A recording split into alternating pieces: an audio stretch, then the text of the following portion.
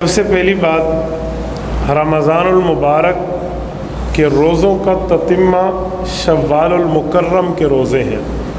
ہمارے نبی پاک صلی اللہ علیہ وآلہ وسلم کا فرمان مسلم شریف میں موجود ہے۔ حضرت ابو ہریرہ راوی ہیں، اللہ کے رسول صلی اللہ علیہ وسلم نے یوں ارشاد فرمایا، من صام رمضان واتبع ستا من الشوال کان کصیام الدہر۔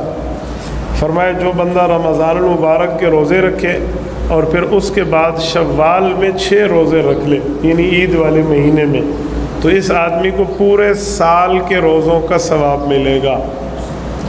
اس پر ایک سوال اٹھتا ہے کہ کل روزے بنتے ہیں 36 یا 35، تو اس پر پورے سال کے روزوں کے ثواب، اس کی لاجک کیا ہے، مطلب کیا ہے؟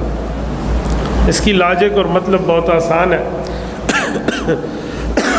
اللہ رب العزت نے ہمارے لیے نیکیوں کے سیزن کے طور پہ بہت سی چیزیں آسان سے آسان تر بنا دی ہیں۔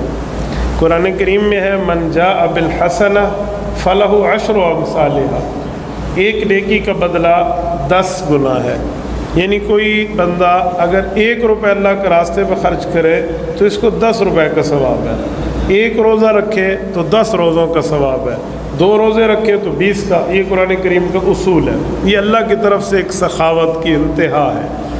تو جب حدیث پاک سامنے رکھیں کہ ایک رمضان کے روزے اور ایک شوال کے، کل ملا کے 36-35 بنتے ہیں نا، تو ہر روزے کو اگر 10 سے ضرب دیں تو 360 روزے بنتے ہیں 36 کے حساب سے، اور چاند کے سال کے اعتبار سے سال کے دن 360 ہوتے ہیں۔ ہمارے سورج کے حساب سے 365 ہے، 360 دن جو ہے وہ چاند کے حساب سے۔ تو رسول اکرم صلی اللہ علیہ وسلم نے فرمایا یہ 36 روزوں کا ثواب آپ کو پورے سال کے روزوں میں ملے گا۔ پتہ چلا ہر روزے کا ثواب 10 گنا ہو جائے گا۔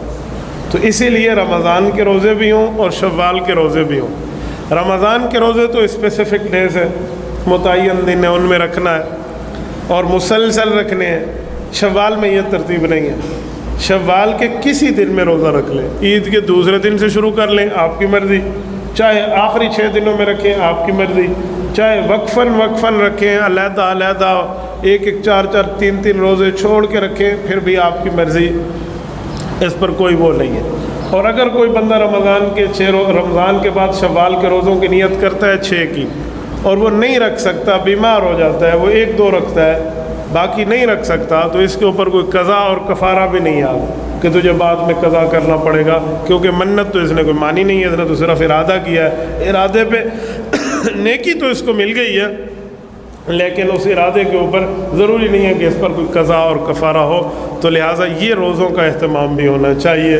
یہ پہلی بات میں نے آپ کی خدمت میں کرنی تھی۔